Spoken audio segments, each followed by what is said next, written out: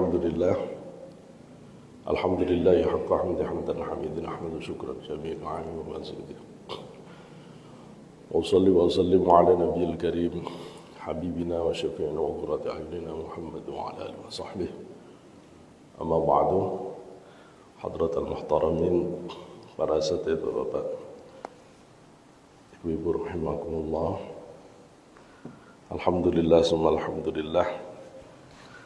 Pagi ini bisa kembali melanjutkan kajian kita, dan pada kesempatan ini kita akan membahas tentang keutamaan bulan Rajab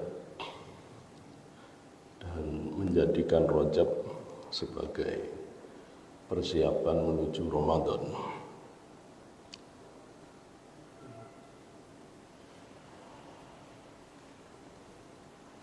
Alhamdulillah, Allah memberikan senantiasa kesehatan kepada kita, dan semoga Allah memberikan keberkahannya di bulan Rajab ini, memberikan keberkahan di bulan Sya'ban, dan Allah memanjangkan usia kita hingga mampu menikmati indahnya Ramadan. Pada akhir-akhir ini, setiap bulan Rajab datang, biasanya beberapa ustadz sangat concern untuk mengkoreksi kembali hadis-hadis tentang fadhailul amal yang dipakai di bulan Ramadan, yang posisi hadisnya adalah hadis-hadis dhaif, bahkan dhaif jiddan, bahwa penjelasan para ulama berkaitan tentang status hadis dalam rangka memberikan pemahaman kepada masyarakat tentang derajat hadis, derajat sanad hadis, itu adalah hal yang sangat penting agar orang mengerti tentang kualitas dari hadis yang dijadikan pedoman selama ini. Misalnya hadis tentang fadilah bulan Ramadan, bulan Rajab, mulai puasa 1 hari, 2 hari, sampai 14 hari yang banyak kita dengarkan. Bahkan hadis-hadis semacam ini juga dikutip oleh ulama-ulama besar kita, seperti Syekh Abdul Qadir Al-Jilani di dalam kitab Al-Ghunyah juga mengutip hadis-hadis begini. Begitu juga di kitab populer yang dipegang oleh para dai dari pesantren seperti Turatul Nasihin dan lain-lain. Hanya saja ingin kita jelaskan adalah jangan sampai ketika kita sudah menjelaskan tentang posisi kedhaifan satu hadis itu menyebabkan orang menganggap bulan Rajab itu menjadi tidak ada keistimewaannya. Ketika terus dikatakan bahwa ini hadis dhaif, terus tidak perlu dilaksanakan, terus dianggapnya bulan Rajab itu biasa-biasa saja. Kenapa? Karena bulan Rajab itu tanpa hadis pun sudah istimewa. Di dalam surat At-Taubah ayat 36, Allah sudah berfirman, a'udzubillahi minasyaitonir rajim. Inna 'iddatas syuhuri indallahi 12 syahran fi kitabillah. Yauma khalaqas samawati wal ardh minha arba'atun hurum. Dzalika ad-dinul qayyim fala تظلمون فيهن أنفسكم وقاتلوا المشركين كافة كما يقاتلونكم كافة واعلموا أن الله مع المتقين. Di dalam ayat ini Allah sudah menegaskan bahwa sesungguhnya iddatus syuhuri indallah, jumlah bilangan bulan menurut Allah itu adalah isna asyara syahr, 12 bulan. Fi kitabillah itu sudah menjadi ketetapan Allah sejak di Lauhul Mahfuz, sejak zaman azali. Minha arba'atun hurum. Dari 12 bulan itu Allah pilih 4. Syekh Abdul Qadir menjelaskan bahwa Allah itu punya kebiasaan memilih. Allah memilih dari seluruh makhluknya manusia sebagai yang memimpin dunia ini. Allah memilih dari seluruh manusia 124.000 nabi. Allah memilih dari 124.000 nabi 313 rasul.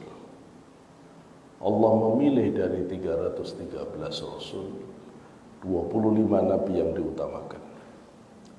Allah memilih 25 nabi rasul ini 5 yang paling istimewa. Nabi Nuh, Nabi Ibrahim, Nabi Isa, Nabi Musa, Rasulullah Muhammad SAW. Allah memilih yang terbaik dari semuanya itu Rasulullah Muhammad SAW. Allah memilih tanah di permukaan bumi ini 4 yang paling mulia. Masjidil Haram, Masjidil Nabawi, Baitul Maqdis, dan Bukit Tursina. Bukit Tursina. Ini adalah tempat yang dimuliakan oleh Allah. Allah memilih 4 malaikat dari seluruh malaikatnya. Jibril, Mikail, Israfil, Israel. Dan Allah memilih dari 12 bulan itu 4 bulan. 4 bulan dijelaskan di dalam Sahih Bukhari maupun Muslim, muttafaqun alaih. Inna zamana qad istadaraka hayatihi. Yawma khalaqa samawati wal ardi wa inna 'iddatash shuhuri indallahi 12 syahran fi kitabillah yawma khalaqa samawati wal ardi minha arba'atun hurum. Thalathatun mutawalliyat wa rajabun mudhar baina Jumada wa Sa'ban. Rasulullah juga menegaskan bahwa zaman ini beredar sebagaimana keadaannya sejak awal Allah ciptakan langit dan bumi. Dan sesungguhnya jumlah bilangan menurut Allah itu bulan, jumlahnya adalah 12 bulan. Di antara 12 itu Allah tetapkan 4 yang mulia. 4 itu thalathatun mutawalliyat, 3 beriringan. Di dalam hadis lain Rasul menyebut Dzulqa'dah, Dzulhijjah, Muharram. Itu semua bulan haram. Dan bulan Rajab yang mudhar, yang terjepit antara Jumadil Akhir dan Sa'ban. Jumadil Akhir dan Sa'ban. Maka tanpa hadis pun ayat Quran tadi sudah menyebut Rajab itu istimewa. Seandainya tidak ada hadis dhaif pun, puasa sunnah itu puasa sunnah mutlak. Itu hukumnya ya sunnah. Kalau puasa itu dilakukan waktu mulia, puasa itu mulia, dilakukan di waktu mulia, ya tetap mulia. Gitu loh. Ya tetap mulia. Maksud saya, pembahasan hadis dhaif itu jangan sampai kemudian membuat orang jadi tidak punya gairah untuk melatih puasa di bulan Rajab.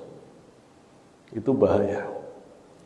Sehingga ketika masuk Ramadan, orang baru belajar puasa. Ramadan itu bukan waktunya belajar. Ramadan itu babak final. Waktunya orang mau merebut hadiah. Kalau Ramadan baru belajar bangun malam, baru belajar lapar. Terus 11 bulan kemarin ngapain? Ramadan baru belajar sholat malam. Ramadan ini 11 bulan ngapain? Maka Syekh Abdul Qadir menjelaskan, para ulama khawasul khawas sudah siap Ramadan sejak Rajab. Rajab itu sudah siap. Ulama-ulama khawas, kalau panjenengan ingin tahu, kelompok para aulia itu sudah siap semua ibadahnya di Rajab ini.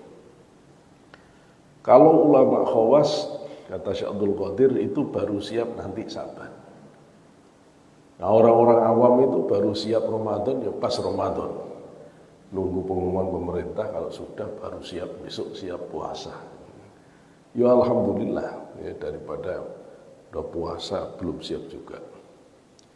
Cerita-cerita tentang Ramadan, terus kebablasan, sampai tidak sahur, itu tidak perlu diomongkan, memalukan.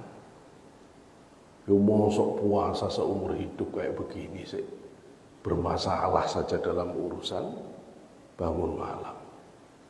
Satu keluarga lagi, ya mosok satu keluarga gak bisa bangun malam, terus gimana? Dong, alat-alat yang dipakai untuk bisa membangunkan malam sekarang ini banyak. Maka bulan Rajab ini harus dijadikan momentum untuk memperbaiki diri. Dhunnun al-Misri, sebagaimana dikutip oleh Syekh Abdul Qadir al-Jilani, di dalam kitab Ihya itu menyatakan, hendaknya orang itu menjadikan Rajab ini bulan menanam,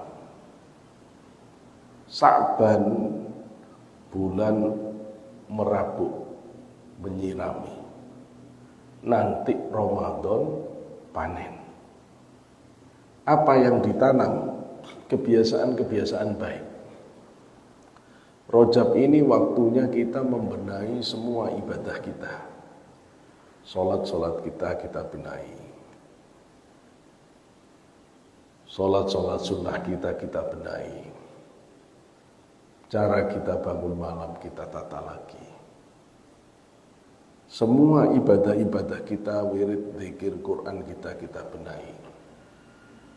Supaya nanti masuk bulan Sa'ban itu tinggal membiasakan. Begitu masuk Ramadan, panjenengan bisa all out, ya, sehingga bisa meraih keberkahan Ramadan yang sebesar-besarnya. Atau ulama menjelaskan, bulan Rajab gunakan untuk fokus meninggalkan maksiat. Ya, semua yang diharamkan Allah kita koreksi benar di bulan Rajab ini. Jangan sampai kita ada di dalam keadaan yang tidak diridhoi Allah itu. Kita tinggalkan semuanya. Bulan Sa'ban waktunya kita mengokohkan amalan-amalan sunnah kita. Fardu udah pasti sudah dibenarkan, ya. Ibadah-ibadah sunnah kita benarkan. Begitu Ramadan maka kita optimalkan. Seperti yang sudah dulu pernah saya sampaikan, Ramadan pun strateginya harus seperti orang lomba maraton. Ya, tidak boleh kayak orang yang baru ikut lomba lari, ya, cuma kenceng di awal saja, ya, lari yang 1 kilo pertama kayak yayau, tapi setelah itu ngos-ngosan udah tidak sampai di finish. Sampai di finish pun udah kedodoran. Kalau pelari yang sebenarnya itu dia akan jaga endurance, dia akan lari dengan stabil dulu. Begitu nanti sudah tiba waktunya sprint, maka dia akan lakukan sprint dengan sekencang-kencangnya. Rasulullah kalau Ramadan begitu. Begitu masuk 10 terakhir, Rasul sudah tidak bisa ditemui siapapun, menggunakan kelambu di masjid. Rasul iktikaf, tidak makan, tidak minum, tidak tidur. Walaupun ini tidak boleh dicontoh, ya.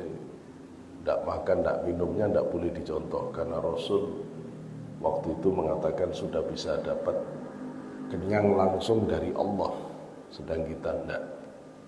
Bahkan di 2 tahun terakhir di usia Rasulullah itu dikatakan bahwa Rasulullah itu sampai 20 hari sejak 11 Ramadan Rasul sudah berada di masjidnya dan dalam keadaan iktikaf, tidak makan, tidak minum, tidak tidur. Begini cara ibadah yang dilakukan salafun salih dalam menghadapi Ramadan dan menjadikan Rajab ini sebagai bulan yang istimewa. Berkaitan dengan hadis-hadis yang ada di dalam persoalan Rajab ini, Imam Nawawi pun fi kitab As-Siratal Mustaqim lam yathbut anin Nabi sallallahu alaihi wasallam fi fadli Rajabin illa khabarun kana idza dakhala Rajab qala Allahumma barik lana fi Rajab wa Sa'ban. Allahumma barik lana fi Rajab. Wa lam yathbut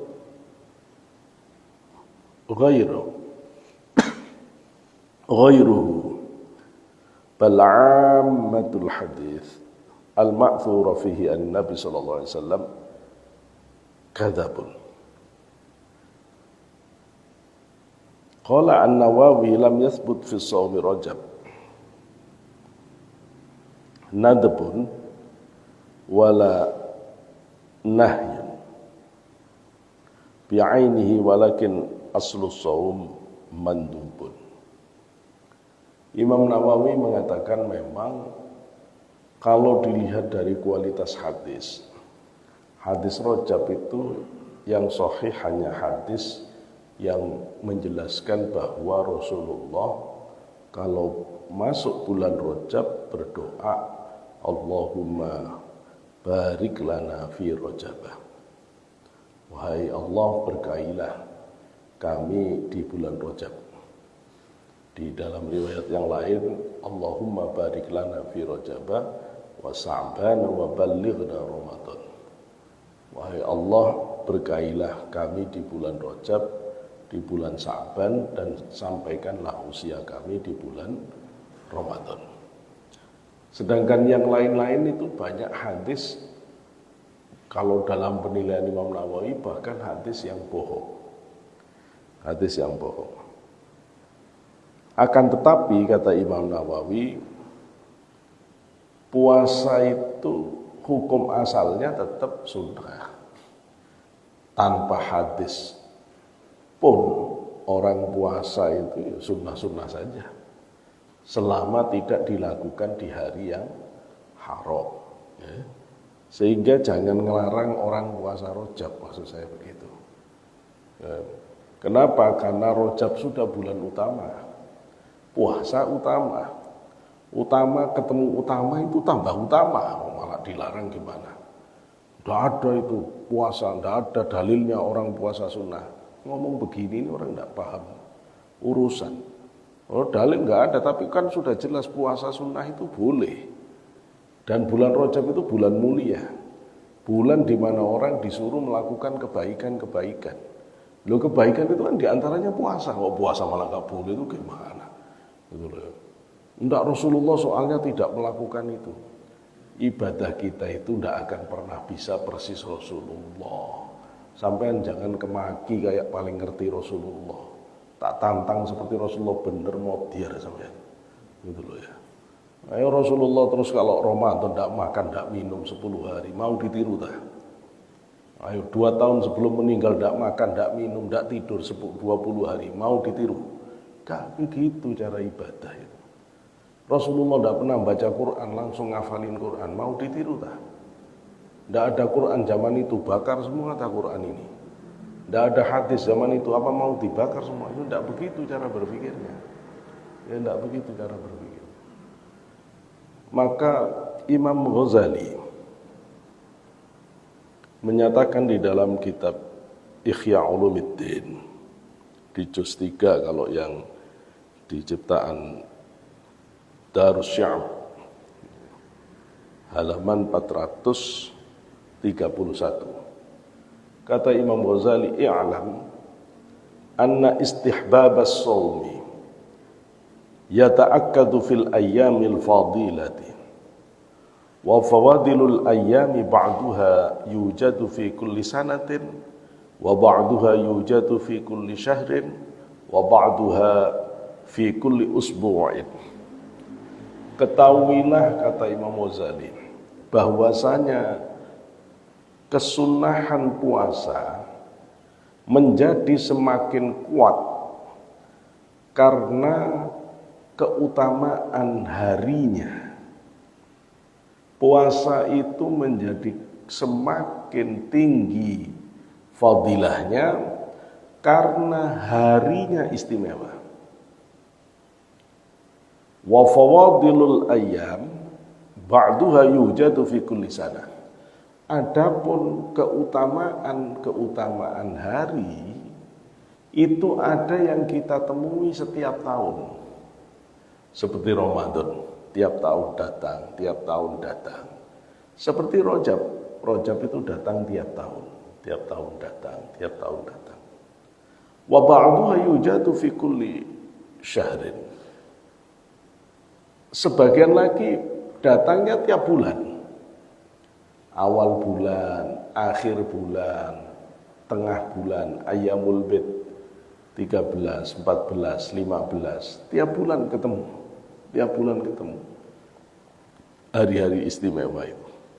Wa ba'duha fi kulli usbu'. Ada lagi hari yang diulang oleh Allah itu setiap pekan. Senin, Kamis, Jumat, Senin, Kamis, Jumat.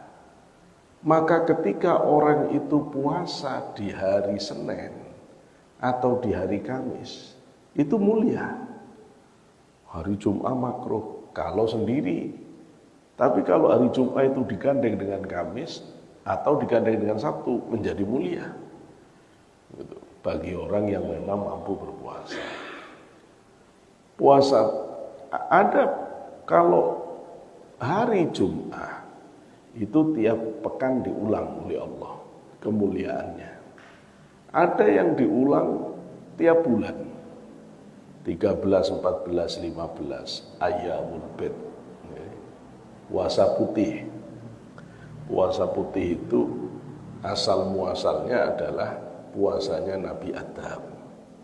Di orang kalau ngotot mau pakai syariatnya Nabi Muhammad saja tidak paham kalau syariatnya Rasulullah itu juga ada syariat Nabi sebelum Rasulullah yang masih dilakukan sampai sekarang sebagai syar'un man qablana.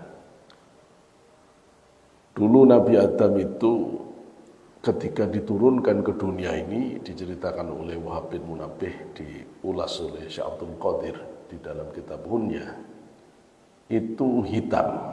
Begitu turun ke dunia oleh Allah dirubah tubuhnya hitam, menghitam. Ketika tubuhnya menghitam, malaikat Jibril menyarankan agar puasa untuk mengembalikan tubuhnya putih kembali. Maka puasa 3 hari, tanggal 13 terus agak putih, 14 tambah putih, 15 kembali seperti awalnya. Karena itulah kemudian puasa ini disebut ayyamul bid, puasa hari putih. Dulu saya sebelum mengerti penjelasan Syekh Abdul Qadir ini tak kira karena bulan purnama itu bulannya putih. Ternyata bukan. Ayyamul bid itu berkaitan dengan pertobatan Nabiullah Adam. Kalau harinya Senin atau Kamis bertepatan dengan salah satu tanggal 13, 14, 15. Loh, itu namanya hari utama ketemu momen tanggal utama di tiap bulan. Itu double keutamaannya. Loh, terus ada bulan Rajab. Rajabnya utama. Loh, kalau sampai orang puasa Senin Kamis, puasa Senin Kamisnya puasanya sudah utama, Senin Kamisnya utama, Rojabnya utama. Itu utama ketemu utama, ketemu utama. Gitu loh. Maka saya menyarankan untuk al-khuruj minal khilaf. Kalau seandainya mau mengamalkan hadis puasa Ramadan, puasa Rajab 1, 2, 3 dan seterusnya, keutamaannya itu karena hadisnya misalnya dhaif. Baik, kalau begitu Anda tetap bisa puasa di bulan Rajab ini dengan menggunakan Senin Kamis. 1 bulan Senin Kamis itu ada 1 bulan itu 4 pekan. Berarti kalau 4 pekan, Senin Kamis kali 4, 8 kali. 8 kali puasa di Rajab. Kalau awal Rajab puasa, akhir Rajab puasa, sudah 10. Kalau ditambah dengan tengah bulan, 13, 14, 15, sudah 13.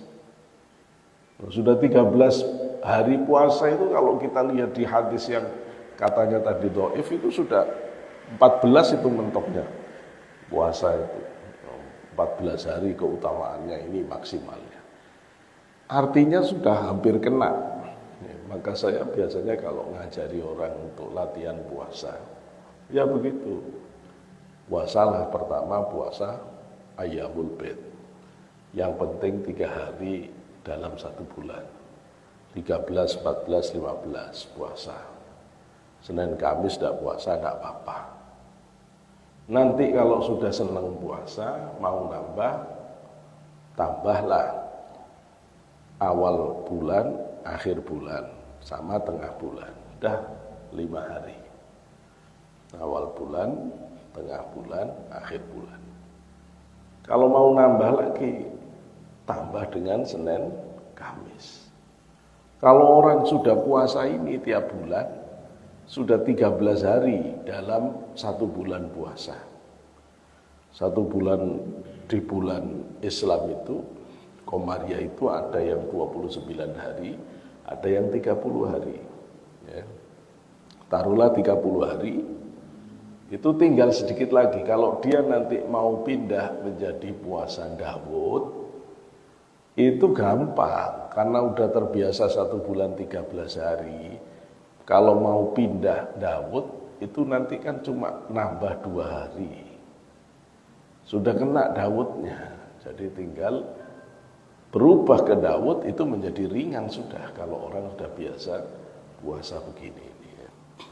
Maka kalau kita ingin belajar puasa di bulan Rajab ini, ambillah di hari Senin Kamis tengah bulan itu, karena itu akan bertemu keutamaan dengan keutamaan, dan kita bisa keluar dari perdebatan hadis-hadis yang dhaif berkaitan dengan persoalan amalan bulan puasa. Ya. Tetapi memang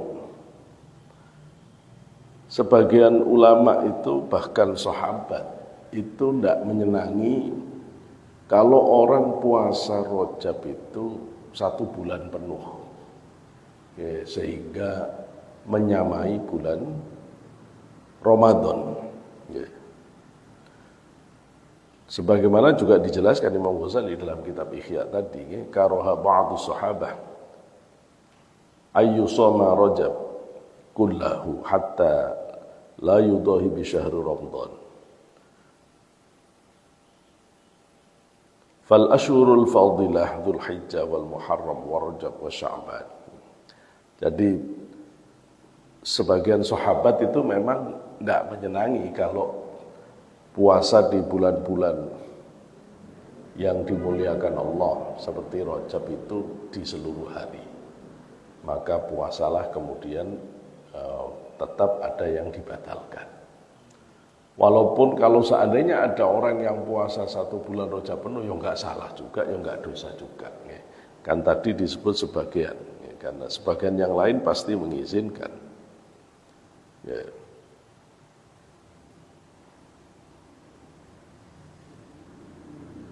Ibnu Hajar Al-Haythami, beliau meninggal tahun 974 ya, Hijriah.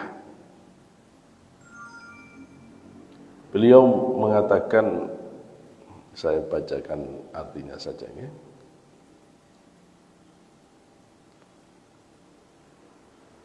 Ibnu Hajar ketika ditanya tentang salah satu hadis yang berbunyi barang siapa puasa 1 hari di bulan Rajab seolah-olah puasa 1 bulan. Barang siapa berpuasa 7 hari, 7 pintu neraka jahanam dikunci. Barang siapa puasa 8 hari, 8 pintu surga dibuka untuknya. Barang siapa puasa 10 hari, keburukannya ditukar dengan kebaikan. Hadis-hadis itu palsu atau bukan? Imam Ibnu Hajar menjawab hadis-hadis itu tidak palsu, bukan hadis maudhu, tetapi termasuk hadis dhaif. Ya. Ya.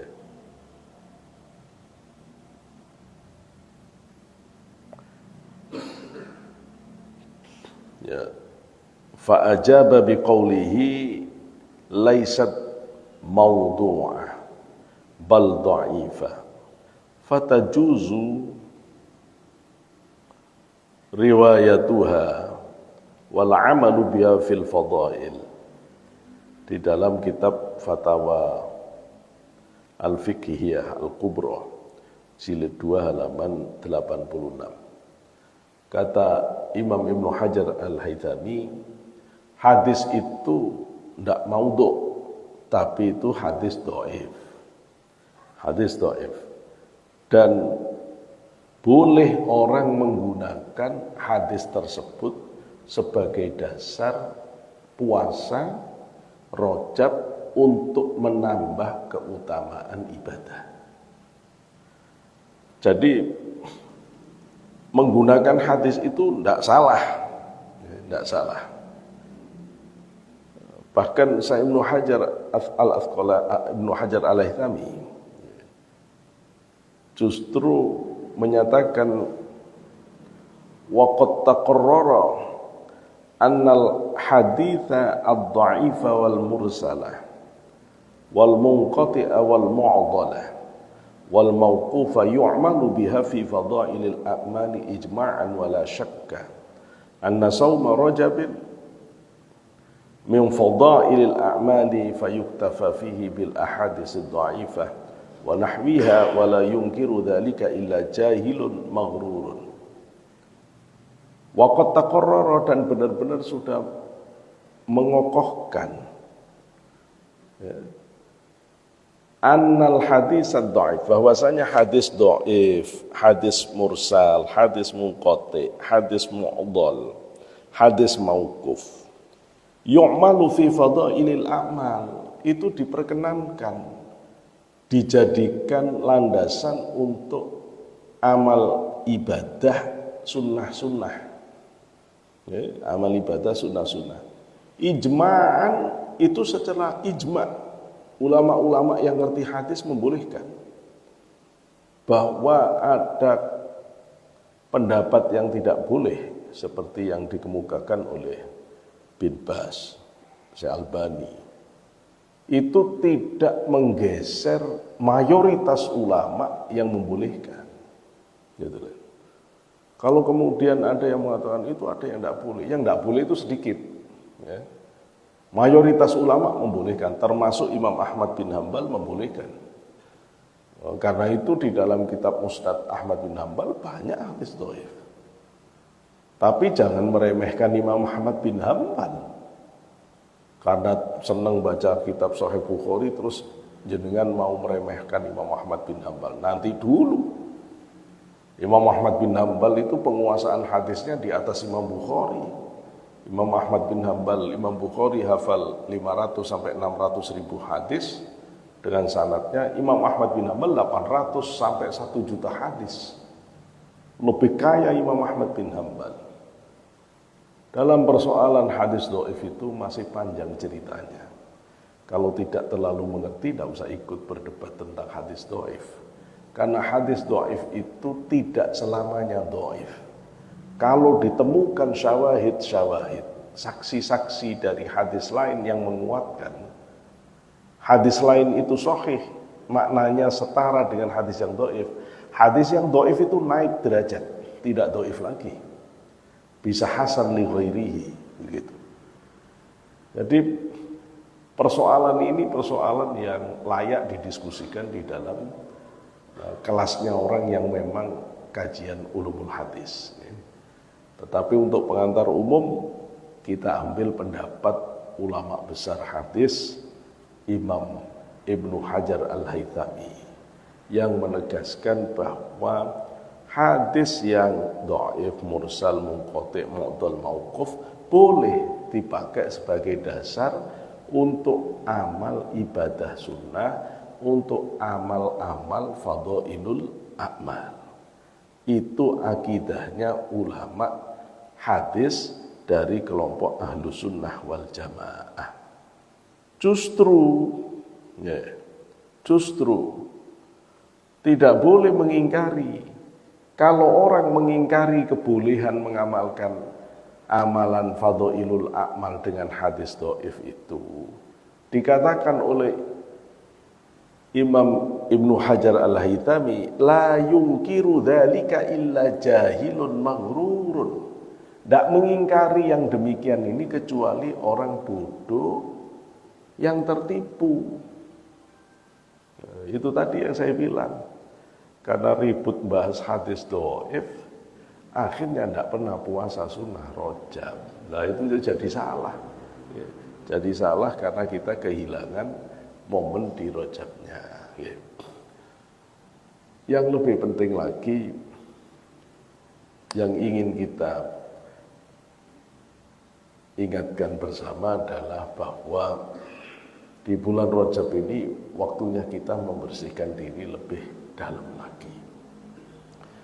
Kalau kita ingin mempersiapkan diri kepada bulan Ramadan, maka yang paling penting dalam pandangan kajian akhlak tasawuf adalah tazkiyatun nafsinya dibenahi lagi, mujahadahnya dikokohkan lagi. Apa mujahadah dasar?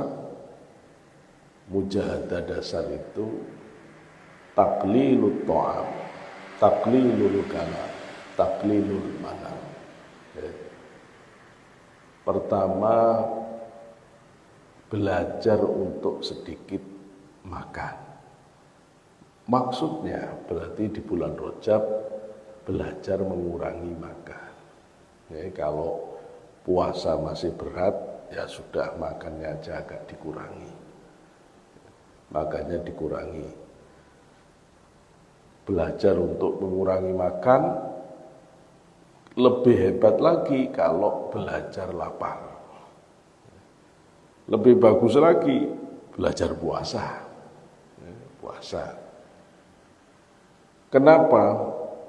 Kata para ulama, nafsu kita itu kadzabatil harum, seperti binatang yang liar. Binatang yang liar itu cara menjinakkan yang paling efektif adalah dilaparkan. Nanti kalau sudah lapar baru dikasih makan, lapar dikasih makan. Zaman dulu orang mendidik sapi untuk menggiling gandum atau memeras tebu. Itu dengan cara sapi itu ditutup matanya dan dilaparkan. Terus dipukuli biar dia mau jalan muter itu. Nanti kalau dia sudah lapar itu, mau terpaksa mau, terus dia dikasih makan. Mau muter dikasih makan. Kalau sudah nurut muter baru dibuka matanya. Terus dia akan mau muter. Kalau orang langsung sapi dibuka matanya, kenyang-kenyang suruh muter, bedal. Bedal, nggak akan bisa nurut sapi itu. Teori ini kelihatannya menjadi teori dasar dari penjinak binatang. Ya, penjinak-penjinak binatang yang kita saksikan di berbagai arena itu, ya teorinya sama, dilaparkan, nurut dikasih makan, nurut dikasih makan hewan. Nah fitrah yang begini itu di kita ada, karena kita ini memang jenis hewan juga. Karena itu untuk menundukkan nafsu ini paling efektif lapar. Seandainya saja orang bisa menjadi baik tanpa lapar, tidak akan diwajibkan puasa Ramadan. Fakta bahwa dalam 1 tahun Allah mengharuskan kita puasa Ramadan 1 bulan, menunjukkan memang tidak bisa kita dekat dengan Allah kecuali harus dengan lapar. Itu ya, harus dengan lapar. Bahkan guru saya Mbah Siddiq Kudus di dalam kitab beliau Nailul Amani, beliau menyatakan dengan berbagai literatur yang beliau kutip, ya, lapar itu menjadi syarat mutlak untuk orang bisa terangkat hijab yang gaib. Bahkan dengan kebiasaan lapar itu orang bisa diberi oleh Allah kemampuan memahami perasaan orang lain. Meskipun dia tidak Islam. Sehingga tidak usah kaget kalau ada orang non-muslim kok bisa nebak-nebak. Biasanya orang-orang begini ini kuat lapar. Kuat lapar. Nah, kuat lapar itu yang sebenarnya membuat, kalau para ulama ahli tasawuf mengatakan as-shaumu babu kulli ibadatin. Puasa itu pintu dari semua ibadah. Kenapa santri murid di dalam thariqah, di dalam tasawuf disuruh banyak puasa? Karena puasa itu membuka ibadah yang lain. Mana yang lebih rajin ibadah, kita saat puasa atau di luar puasa? Pasti puasa. Masjid ini lebih ramai mana, bulan puasa atau di luar bulan puasa? Pasti puasa. Begitu orang puasa, tidak mungkin cuma sahur saja. Sholat malam dulu, barang 2 rakaat, kena sholat malamnya. Pagi biasa sarapan, mau puasa, akhirnya sholat duha. Siang mestinya selesai sholat makan siang. Masih ada waktu buka Quran, jadi baca Quran. Ya, uangnya yang biasanya ini jadi tambah banyak, sedekah. Batinnya bisa berempati merasakan pedihnya lapar, sehingga bisa berbagi dengan orang yang susah. Sedekahnya jalan. Maka puasa itu memang buka pintu-pintu ibadah lain. Yang kedua yang harus kita latih itu adalah taklilul manam, belajar tidurnya dimanage supaya bisa bangun malam. Ya. Bangun malamnya lebih ditata lagi. Kalau penjelasan ulama ahli tasawuf sih mengatakan orang yang rajin puasa itu, rajin sholat malam itu akan lebih cepat meruntuhkan hijab-hijab bangsa anasirul arba', bangsa unsur-unsur materi, pembentuk fisik yang menghijab batin, baik dari unsur tanah, udara, api, dan air. Itu mudah dihilangkan pengaruhnya melalui qiyamul lail menurut para ulama ahli tasawuf, ahli thariqah. Ya. Kalau penjelasan tentang fadilah sholat malam, wah itu sudah banyak sekali. Insya Allah kita bisa ungkap di kaji berikutnya. Ini diantaranya orang yang ahli sholat malam itu besok dibangkitkan oleh Allah dalam keadaan bercahaya mukanya. Sehingga ada cahaya di depannya, ada cahaya di belakangnya. Siapa orang yang dibangkitkan di hari kiamat bercahaya, maka itu bukti bahwa dia dulu adalah istiqomah qiyamul lailnya, sholat malamnya. Bahkan orang yang ahli sholat malam itu dijaga oleh Allah untuk jatuh maksiat di siang harinya. Ya, orang yang biasa sholat malam itu bahkan punya jatah besok masuk surga bighairi hisab. Maka tidak ada yang menghalangi sholat malam, kata para ulama, kecuali karena orang itu terjatuh pada dosa sebelumnya. Jadi kalau ada orang kok tidak kuat sholat malam, itu kemungkinan besar dia jatuh dosa sebelumnya. Ya. Saya tidak melakukan dosa apa-apa, Pak. Cuma saya kerjanya berat jadi ketidurannya, itu beda lagi. Ya. Itu beda lagi. Tapi kalau orang biasa-biasa begitu, kalau saya ditanya untuk mempermudah sholat malam, itu makan malam jangan kenyang. Meskipun makanan Bapak itu halal, tapi kalau kenyang, makan malamnya itu berat. Sholat malam pasti berat. Apalagi kalau makanannya subhat. Tidak mungkin kuat sholat malam. Tidak mungkin sholat malam. Kenapa? Kata para ulama, qiyamul lail, bangun malam itu, sholat malam itu adalah mauhibur rohaniyah.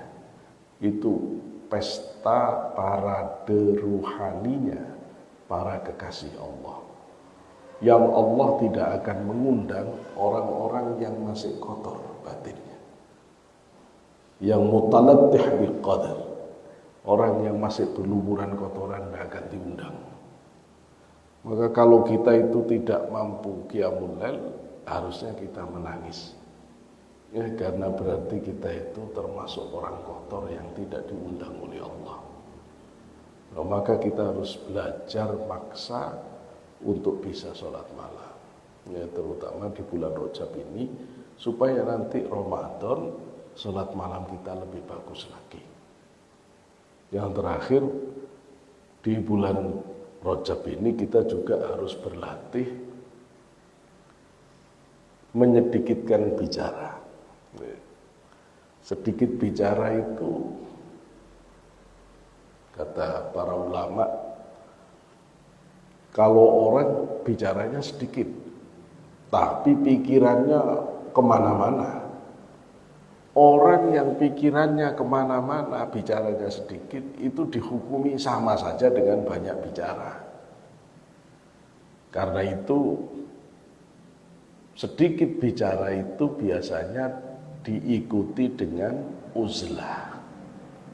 Uzlah itu maksudnya hati belajar menyendiri dengan Allah.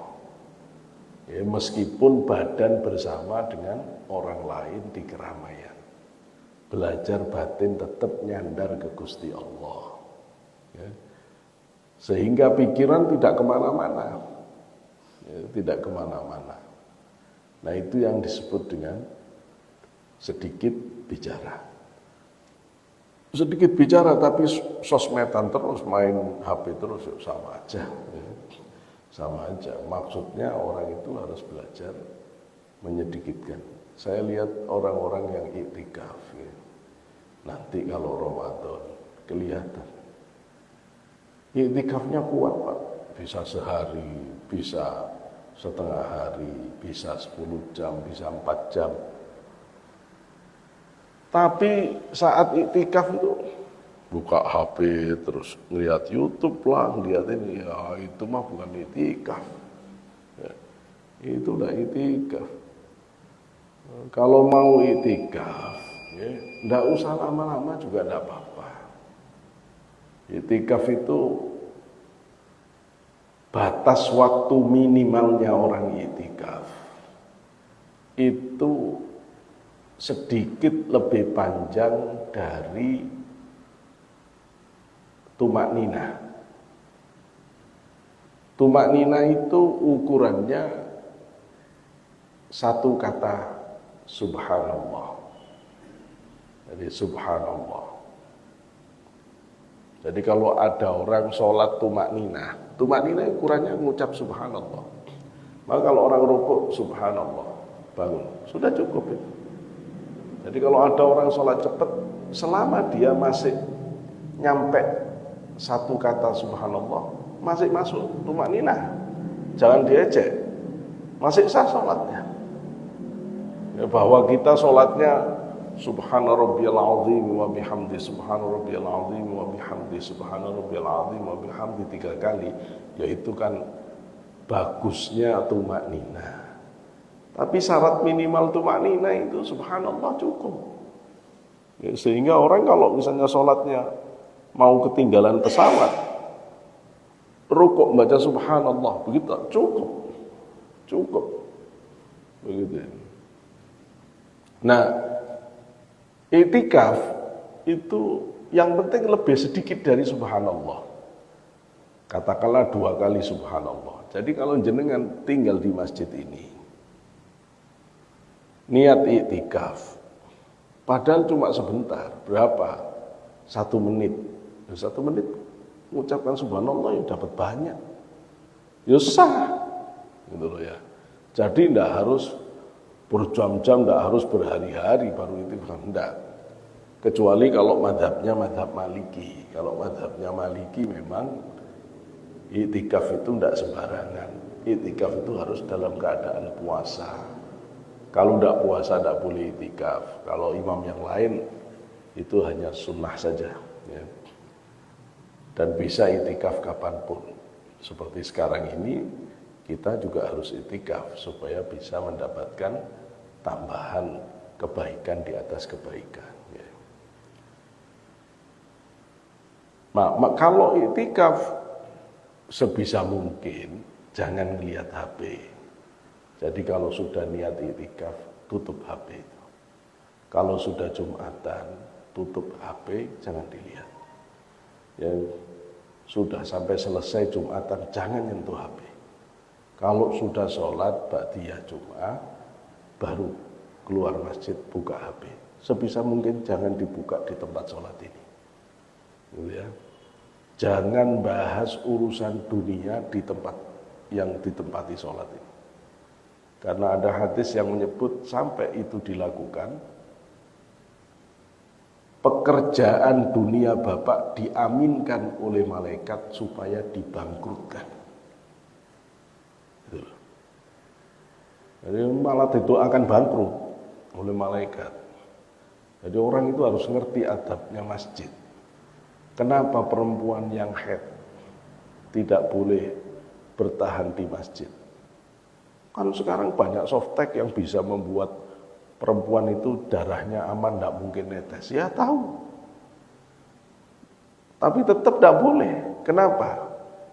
Masjid ini tempatnya orang ibadah. Lah kalau tidak ada ibadah lah ngapain dia beli masjid? Gitu loh. Maka itu adab. Dan adab itu tata krama kepada Allah, bukan kepada makhluk. Maka belajarnya kita untuk menyedikitkan bicara itu diimbangi dengan banyak tafakkur, banyak mikir, banyak merenung. Maka orang iktikaf itu harus banyak merenung, banyak mikir. Apa salah-salah saya? Apa keburukan-keburukan saya? Bagaimana saya bisa menjadi orang lebih baik? Kenapa saya ini tetap jadi pemarah? Itu ditafakuri semuanya, terus balik ke hadirat Allah terus. Ya, balik ke hadirat Allah terus begitu. Ya. Lebih bagus lagi kalau orang itu memperbanyak di dalam iktikafnya sholat-sholat sunnah, memperbanyak ngaji Quran, memperbanyak sholawat, memperbanyak zikir, maka sedikit bicara itu dengan memperbanyak ibadah. Nanti kalau kita bahas di kitab Minah Husaniyah, itu Syabdul Wahab Asy'arani menceritakan orang yang banyak ibadahnya, tapi kemudian banyak bicara, maka itu seperti hujan deras yang menurunkan air banyak di atas tanah, tapi dalam waktu sebentar saja meresap hilang. Orang yang banyak ibadah itu dapat nur banyak dari Allah. Tapi begitu selesai ibadah, ngobrol ke sana sini, tidak penting-penting. Kalau penting boleh ya. Ngobrol nggak penting-penting. Itu malah barokah ibadah itu ngabar, ya. Hilang dari dirinya. Karena itu dianjurkan orang yang sudah ibadah banyak bicara seperlunya. Ya, selebih itu pakailah untuk berzikir, bersholawat. Ya, dengan begitu mudah-mudahan kita bisa memperbaiki diri dan menjadi lebih baik lagi dalam rangka menyongsong di bulan Ramadan. Ya, saya kira ini yang bisa saya sampaikan untuk memaknai bulan Rajab supaya kita bisa menambah kemuliaan di bulan Rajab. Ya. Bahwa nanti di bulan Rajab ini 27 Rajab itu ada momen Isra Mi'raj, itu nanti pada kesempatan lain bisa dibahas lebih dalam. Mungkin masih ada waktu sedikit kalau ada hal yang mau ditanyakan, baik berkaitan tentang keutamaan bulan Rajab maupun tentang hal-hal lain tentang persoalan akhlak tasawuf, dipersilahkan. Monggo kalau ada yang ditanyakan.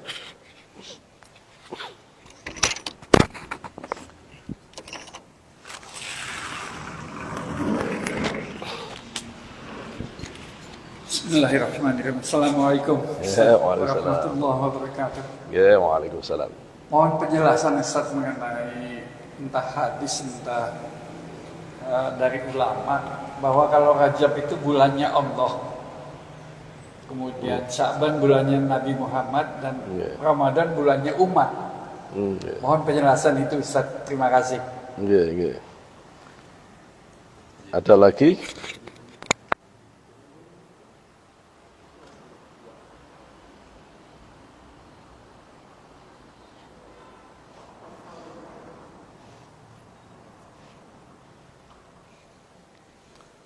Sampun ya. Memang ada penjelasan, tetapi tadi disampaikan ya, sanad hadisnya tidak sampai sahih ya, tentang yang menjelaskan bahwa Rajab syahrullah ya, wa Sya'ban syahri wa Ramadan syahrul ummati, bahwa Rajab bulannya Allah, kemudian Sya'ban itu bulanku, dan Ramadan bulan umatku. Itu kalau saya tidak salah di kitab Gunyah juga ada ya. Tapi tadi Imam Nawawi mengatakan hadis-hadis yang berkaitan dengan Rajab itu yang sahih ya cuma yang Allahumma barik lana itu. Yang lain derajatnya tidak sampai sahih. Yang begini ini kalau misalnya hadisnya tidak sampai sahih, terus bagaimana ya, sekedar untuk tambahan pengetahuan ya boleh saja. Maknanya apa? Rajab ini bulannya Allah. Di hadis lain disebut Rajab itu syahrullah al-asr.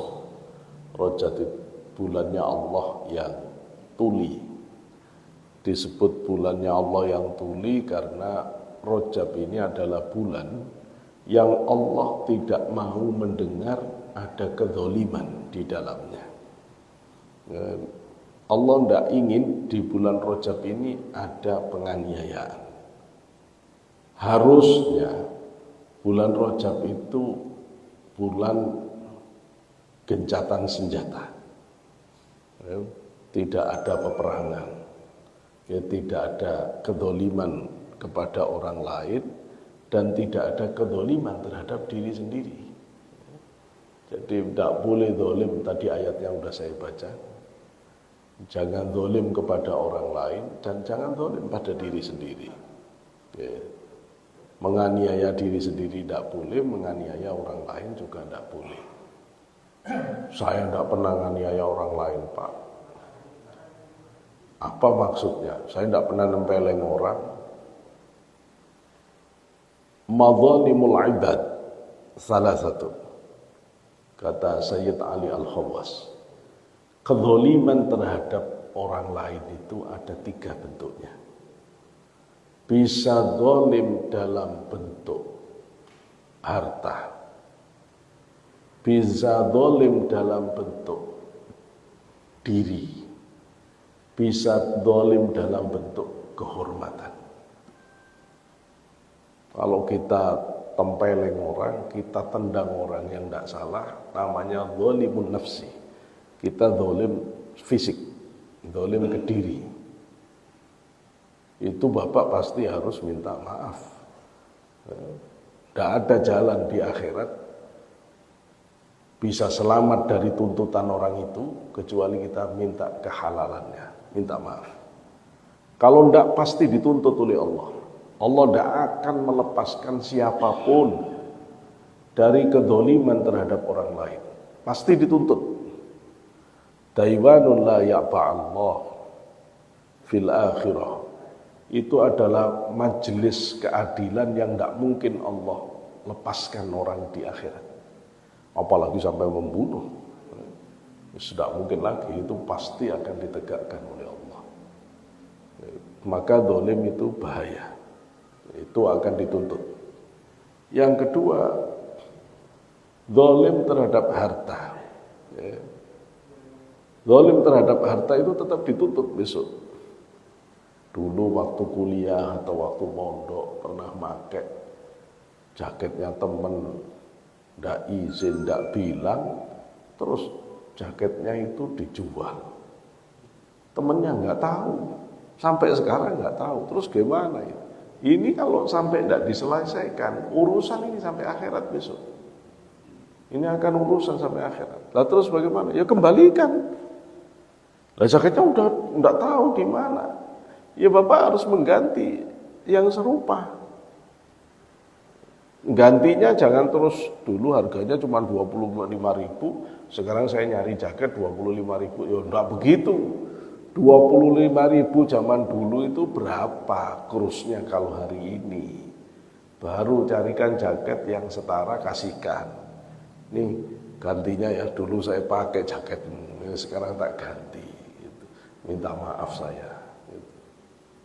Kalau misalnya barang yang diambil itu dikembalikan, orangnya sudah nggak ada, cari ahli waris, kasihkan ke anaknya. Ini aku dulu waktu kuliah pernah ngambil jaket bapakmu ya, tak ganti sekarang untuk kamu sudah. Harus begitu. Ahli warisnya ndak ada. Lah ini ada 2. Kalau jenengan ikut ulama yang mensedekahkan, maka sedekahkanlah jaket itu atau nilai yang serupa, masukkan ke masjid, masukkan ke pondok. Saya sedekahkan ini atas nama si fulan yang jaketnya dulu tak ambil. Yes. Besok di akhirat kalau dia nuntut, itu dulu pahalamu ambilan. Nah gitu. Sudah tidak ada tuntutan. Bagi orang yang meyakini madhab, yang meyakini bahwa bersedekah atas kezaliman itu memberi manfaat besok di akhirat.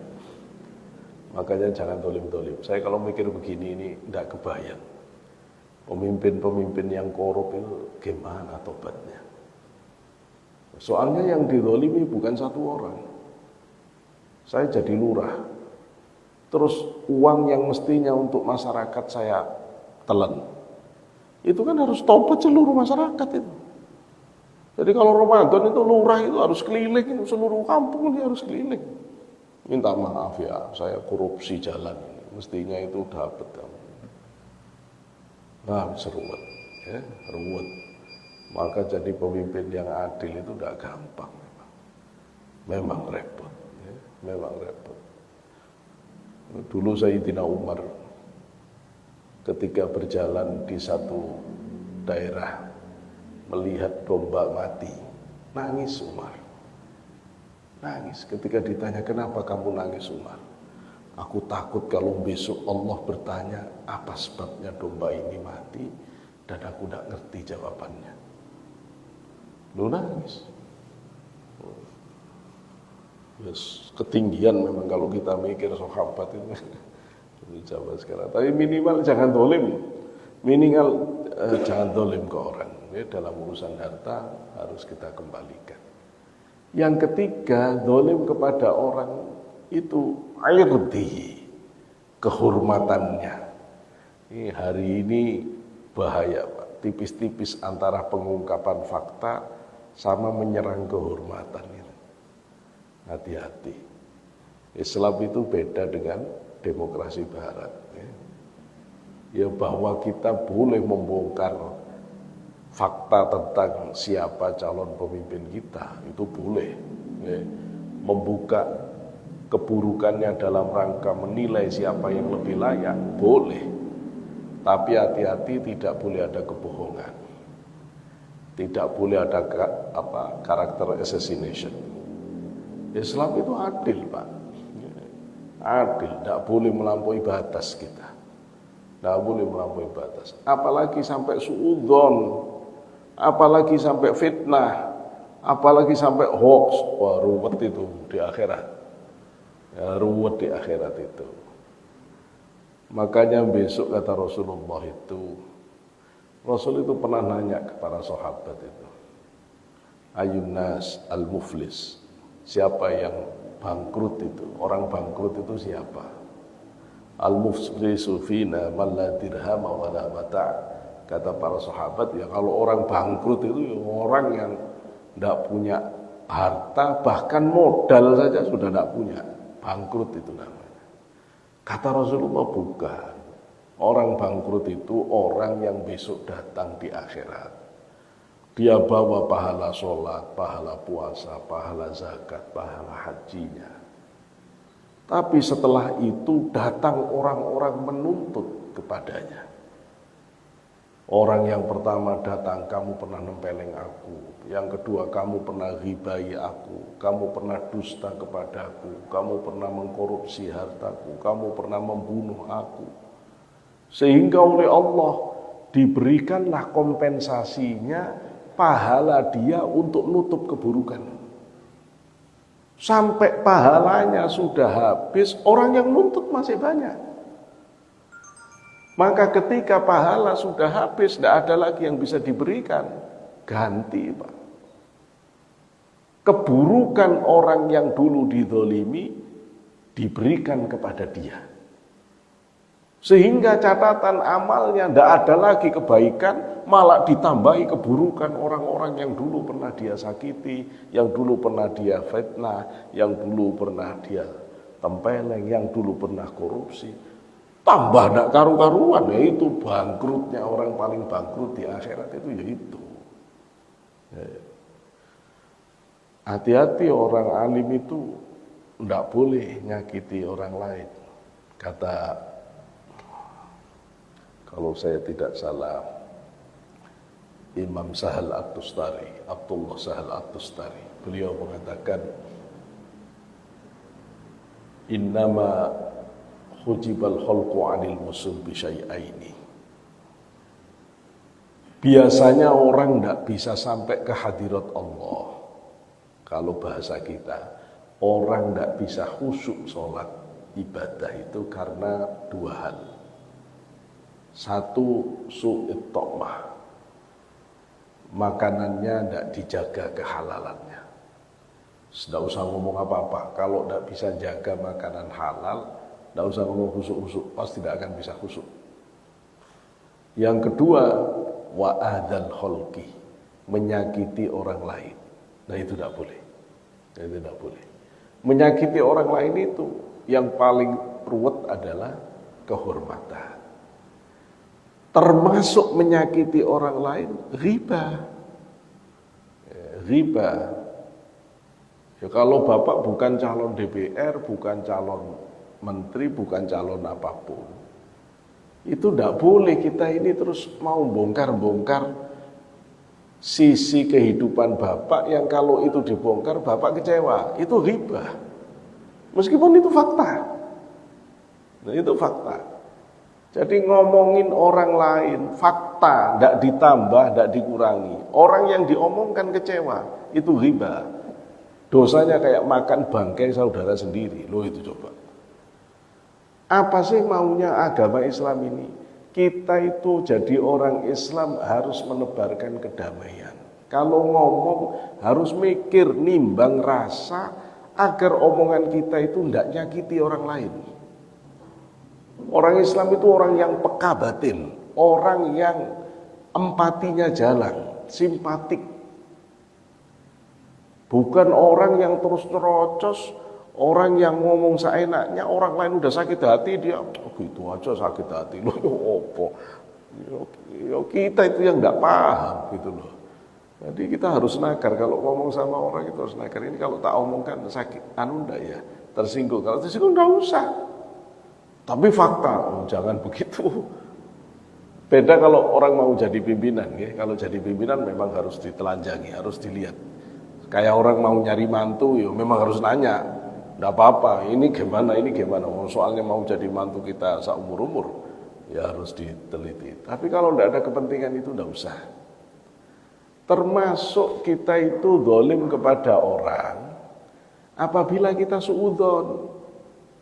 Misalnya ada orang tidak pernah ke masjid, tiba-tiba ke masjid, kita itu sering iseng, terus di hati kita, tumben ke masjid, di hati loh, tumben ke masjid, masalah ini sudah. Nah, saya berani taruhan, jenengan punya perasaan begini sholat, tidak akan bisa khusyuk. Cukup sudah dosa suudzon itu menutup batin sehingga tidak ada jalan ke Allah. Tidak boleh kayak begitu itu. Kadang ada orang kita lihat bajunya tidak matching banget, kopiahnya hijau, bajunya kuning, sarungnya merah, ini manuk modal orang, ya biarin, tidak usah dikomentari, ya tidak usah dikomentari. Kadang-kadang ada orang sholat, celananya pakai training, atasnya pakai takwo, topinya topi. Ini orang mau olahraga atau mau? Ya, biarin Pak, biarin. Pokoknya bukan urusan kita, biarin. Ya cuma kalau kita menjelaskan tentang adab sholat baru kita jelaskan. Tapi kalau biarin urusan dia dengan Gusti Allah. Dah, orang itu aslinya asal sholat pakai sarung saja, yang penting nutup antara pusar sampai lutut. Bok bedigulan tidak pakai apa-apa di atas itu sah, ya sah. Ya cuma tidak ada adabnya, itu aja. Tidak ada adabnya, karena itu adab itu nanti menjadi penentu orang derajat surga itu dari adab. Jadi begitu, kenapa bulan Rajab ini disebut bulannya Allah? Ya karena Allah menginginkan di bulan Rajab ini tidak ada kezaliman tadi, yaitu. Nah nanti sebenarnya kalau penjelasan para ulama ahli tasawuf ada yang mengatakan Rajab ini ada ciri khusus sebenarnya. Ada seorang wali yang disebut sebagai wali Rajab. Wali Rajab itu wali yang kalau bulan Rajab datang, tubuhnya akan kaku seperti kayu. Itu saking besarnya rahasia yang Allah buka sampai dia mengalami keadaan seperti itu. Itu keadaannya sangat berat karena dia tahu semua hal yang Allah buka dari rahasia-rahasia kehidupan. Ya alhamdulillah sampai sekarang saya belum ketemu orang yang bulan Rajab terus kaku itu. Tidak tahu jamaah Nasr ada kalau bulan Rajab kaku terus kayaknya belum ada. Belum ada, itu namanya wali Rajab. Nah bulan Sa'ban bulannya Rasulullah, karena Rasulullah kalau bulan Sa'ban beliau itu puasa full ya. Bahkan ada yang menyebut full, ada yang mengatakan hampir penuh. Nah itu bulannya memang Allah sediakan untuk Rasulullah. Di bulan Sa'ban amalan yang baik banyak sholawat. Kemudian kalau di bulan Ramadan disebut bulannya umat Islam, ya memang bulan kita pesta. Ya, Ramadan itu pesta ruhani. Semua orang dididik, ditarbiyah oleh Allah dengan pendidikan ruhani secara masif. Betapa hebatnya Allah itu.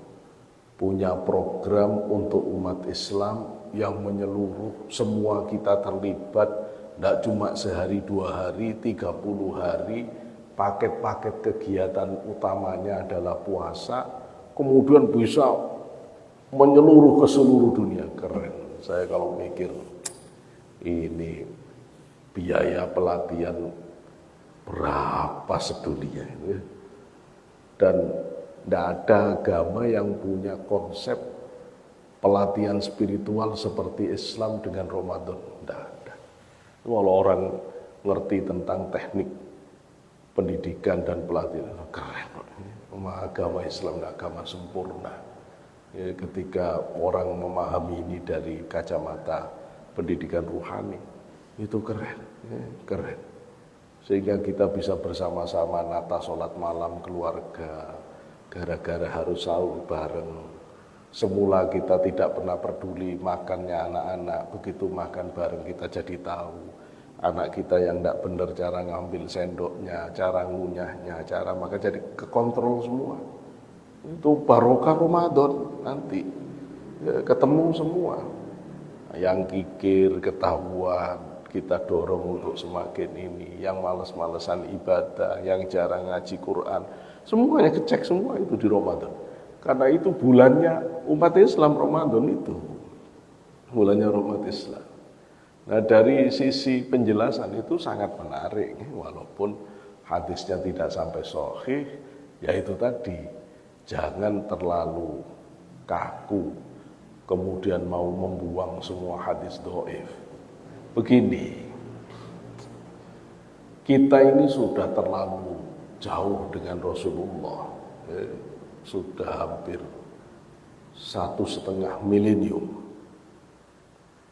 Yang kita baca tentang Rasulullah itu kan kita sedang mengumpulkan pecahan-pecahan dari puzzle tentang Rasulullah. Kita butuh data sebanyak-banyaknya tentang Rasulullah supaya kita bisa mengenali big picture-nya Rasulullah itu. Bahwa ada gambar yang terang banget, namanya hadis sahih. Ada gambar yang tidak begitu terang, tapi usik kebaca dengan baik, namanya hasan. Ada yang agak burem-burem, namanya dhaif. Kalau dalam konteks penggambaran Rasulullah secara utuh, semua hadis itu penting supaya kita bisa membaca big picture ini dengan baik. Kalau kemudian kita patok hanya yang sahih saja, tidak sahih tidak, kita akan kekurangan data tentang Rasulullah. Betul ya? Kekurangan data. Sehingga gambaran kita tentang Rasulullah itu tidak seperti Rasulullahnya. Gitu loh. Karena kita terlalu kaku. Bahkan ada kelompok di Islam ini Pak, yang tidak nerima hadis kecuali mutawatir. Sahih saja tidak mau dia, harus mutawatir. Yakni kelompok Mu'tazilah. Mutawatir pun itu tidak mau yang mutawatir cuma diriwayatkan oleh 3 orang, 5 orang. Dia punya batasan. Mutawatirnya harus lebih dari 12 jalur. Kalau kurang dari 12 jalur dia tidak mau. Makanya kata Prof. Harun Nasution, mereka itu cuma terikat dengan sekitar 12 hadis saja. Di luar itu dia tidak merasa terikat. Karena bagi dia tidak terlalu kuat hadisnya lah gitu. Ya tidak bisa begitu hidup itu. Tidak bisa begitu. Maka saya lebih senang kita mencontoh Imam Ahmad bin Hanbal. Ya dia pakai hadis dhaif ketika hadis-hadis dhaif ini untuk fadlul amal. Nah, karena tadi itu ada persoalan hadis ini masih bisa naik derajat dan seterusnya. Ya. Agak rumit perdebatan itu memang. Ya. nanti kalau orang belajar kriteria menurut satu ulama tentang kesahihan itu bisa berbeda dengan ulama yang lain, sehingga satu ulama menyebut sahih yang lain bisa tidak, gitu loh ya. Oleh ulama lain sudah disebut sebagai sahih, ulama lain belum, bisa begitu. Maka kemudian sahih menurut siapa, dhaif menurut siapa, nanti dulu. Kalau dhaif menurut ulamamu ya silakan, gitu loh. Maka kita selalu mengambil menurut ulama Ahlus Sunnah wal Jamaah sebagai kelompok mayoritas itu, sebagai sandaran. Maka tentu Pak. Baik, saya kira sudah cukup waktunya ya, kita berdoa bersama supaya Allah senantiasa memberikan keberkahan kepada kita dan keluarga kita. Ala hadhihi wa likulli niyatin salihah wa hadratin Nabi Mustafa sallallahu alaihi wasallam. Al-Fatihah. Bismillahirrahmanirrahim.